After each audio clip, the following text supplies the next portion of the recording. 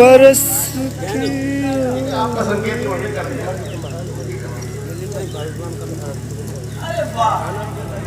यहाँ पर मिलने वालों की हमेशा ईद होती है। ये वो दल है जहाँ पर भीख मिलती है अमीरों को, और ये वो दल है जहाँ पर खुदा मिलता है फकीरों को। देखिए बात क्या जी, सैनिक की आ गई, देश रक्षा के लिए खड़े होने वाले। आप कुछ बोलना चाहते हैं? कुछ नहीं, मैं बोले जी बोल रहा। जब बात सैनिक की आ गई, 4 पंक्तियां सैनिक पर हम बोल दें, फिर उसके बाद आपकी धारा से जुड़ेंगे। एक शब्द सैनिक आ गया। सैनिक सब कुछ छोड़ करके देश की रक्षा के लिए तत्पर हो जाता है। सब कुछ छोड़ करके, परिवार का सुख, माता पिता भाई बहन सब कुछ छोड़ करके अपनी भारत माता की रक्षा के लिए वो चला जाता है। चाहे जितना कठिन समय हो, और सरल की तो बात है नहीं, जीवन में कठिनता ही रहती सैनिक की। तो कवि ने 4 पंक्तियां लिखी, एक सैनिक का भाव लिखा। क्या लिखा? तो सैनिक जिस समय सीमा पर पहुंचा रक्षा के लिए देश की, तो उस सैनिक ने भारत माता से संवाद किया, और भारत माता से ये कहा, क्या कहा, जरा शब्दों को ध्यान देना। उसने कहा, एक नन्ही सी चिड़िया को चहकता छोड़ आया हूं। नन्ही सी चिड़िया माने अपनी पुत्री के लिए, जो छोटी है बिटिया, उसके लिए उसने कहा कि घर में एक नन्ही चिड़िया को चहकता छोड़ आया हूं, और किसी के प्रेम को महकता हुआ छोड़ आया हूं। पत्नी के लिए कहा कि महकता हुआ प्रेम, चूंकि विवाह कुछ समय पहले ही हुआ है, तो नन्ही सी चिड़िया को चहकता छोड़ आया हूं, किसी के महकते हुए प्रेम को महकता छोड़ आया हूं, और मुझे अपनी गोद में सुला लेना, ऐ भारत माँ, मुझे अपनी गोद में सुला लेना, ऐ धरती माँ, क्योंकि मैं अपनी माँ की भुजाओं को तरसता छोड़ आया हूं। सीमा पर लड़ने वाले सैनिक का जीवन ऐसा होता। आंधियों के आघात हर वृक्ष पर लगे। ऐसा नहीं, आंधी तो विश्व में हर धरातल पर चल रही है। हर जवान होता है, हर वीर होता है। तो आंधियों के आघात हर वृक्ष पर लगे हैं, पर जिनकी जड़ें मजबूत हैं वो आज भी खड़े हैं। जिस समय भारत का सैनिक जाता है सीमा पर, युद्ध स्थल में अपने मातृभूमि की रक्षा करते करते अपने प्राणों का वो बलिदान कर देता है, और जब ये दुखद सूचना उसकी माँ को प्राप्त होता है, जैसे ही माँ सुनती है तो वो दहाड़ मारकर रोने लगती है, और जब छाती पीटने लगती है, तो भारत के अन्य वीर सपूत खड़े हो गए। उन्होंने कहा, माँ हम तुम्हारे साथ खड़े हैं, लेकिन आप इतना क्यों रो रही हैं? आप तो वीर माता है। तो उस माँ ने कहा कि मैं अपने पुत्र के बलिदान के लिए नहीं रो रही, रो तो मैं इसलिए रही हूँ कि हे विधाता, तुमने एक पुत्र दिया है, काश अगर दूसरा भी पुत्र दिया होता, वो भी देश की रक्षा में लगा देते, समर्पित कर देता। तो सप्तसंघ सर्वात्म महाप्रभु ने जिसको स्वीकारा है,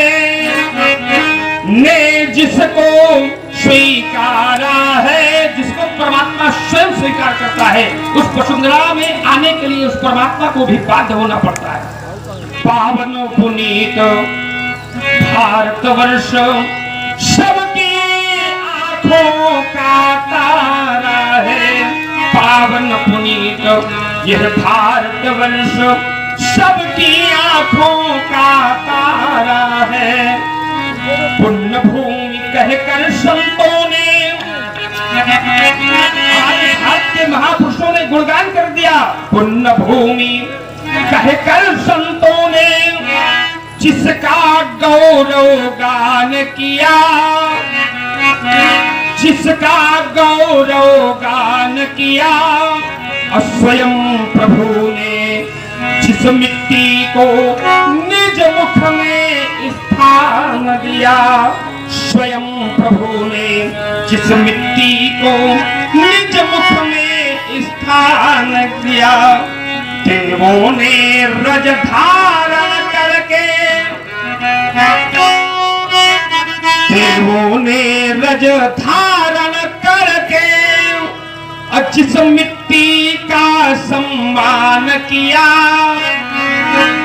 कर्म हेतु उस परम पुरुष ने जहाँ पूर्ण अवतार लिया।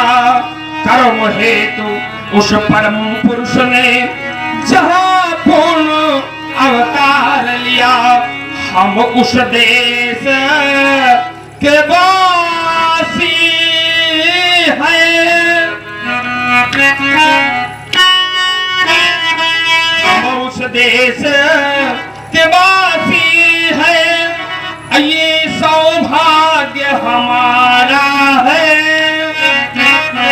पावन पुनीत भारत वर्ष सबकी आंखों का तारा है, पावन पुनीत अजनाभ वर्ष सबकी आंखों का तारा है। हमारे यहाँ के एक महात्मा जी कहा करते हैं, उंगली में जड़ी अंगूठी है और अंगूठी में जड़ा नगीना है। उंगली में जड़ी अंगूठी है और अंगूठी में जड़ा नगीना है, और सीमा पर जो सैनिक लड़ता उसका 56 इंच की सीना है। इसलिए जब बात, लेकिन समस्या इस बात की व्यासी महाराज, कष्ट तब होता है जब सैनिक देश की रक्षा के लिए सब कुछ देने के लिए तैयार हो जाता है, प्राण तक देने को तैयार हो जाता है, लेकिन फिर भी देश के कुछ लोग चंद रुपयों के खातिर अपने स्वार्थ की सिद्धि के लिए अपने देश को बेचने तक के लिए तैयार हो जाते हैं। किसी कवि ने 4 पंक्तियां लिखी, संसार में हमें कोई हराने वाला नहीं है, लेकिन हम दूसरों से कम हारे हैं, अपनों से ज्यादा हारे हैं, क्योंकि अपने अंदर एकता नहीं है, हमारे अंदर एकता नहीं है। अब एकता की बात छोड़ो, कुछ लोग तो केवल इस पर तुले कि रामचरितमानस ये चौपाई हटा दे, सब गलत लिखा है, केवल अपना अपना काम बने, हमें विजय मिले और बाकी हमें क्या क्या है क्या नहीं है इससे कोई लेना देना नहीं। तो कवि को लिखना पड़ा कि यदि हम एक हो जाएं तो संसार में हमें कोई पराजित करने वाला नहीं है। क्यों? क्योंकि आचार्य कहते हैं कि अगर लालच में गैरों की वफादारी नहीं करते, कुछ धन मिल जाए, लालच में गैरों की वफादारी नहीं करते तो दुश्मन इस देश में आने की तैयारी नहीं करते। और गुलामी आज तक हमने कभी भोगी नहीं होती, गुलामी आज तक हमने कभी भोगी नहीं होती अगर इस देश के कुछ लोग गद्दारी नहीं करते। एक हो जाए तो संसार में हमें कोई पराजित करने वाला नहीं। आइए उसकी स्थिति तो राजकुमार ऐसी बनी है कि कैसे किया जाए भरोसा अब गैरों के एतबार पर, और आज की स्थिति ऐसी है यहाँ अपने ही मजा लेते हैं अपनों की मार, उनको इसीलिए आनंद आता है। तो तात्पर्य ये है कि अगर व्यक्ति के अंदर मानवता, धर्मशील, कर्मनिष्ठ है तो वो सदैव उसको धारण करके अपने जीवन की यात्रा को सुखपूर्वक चलाता है और सबको भी उसी मार्ग पर अग्रसर कर देता है। यही विशेषता है। श्री रामचरितमानस पढ़ने में जितना सहज और सरल है, समझने में उतना ही कठिन है। जिसे हिंदी का शुद्ध ज्ञान न होगा, जिसे व्याकरण का कोई बोध न होगा, वो किसी शब्द का अनर्थ करे, ये उसकी अपनी सोच है। क्यों?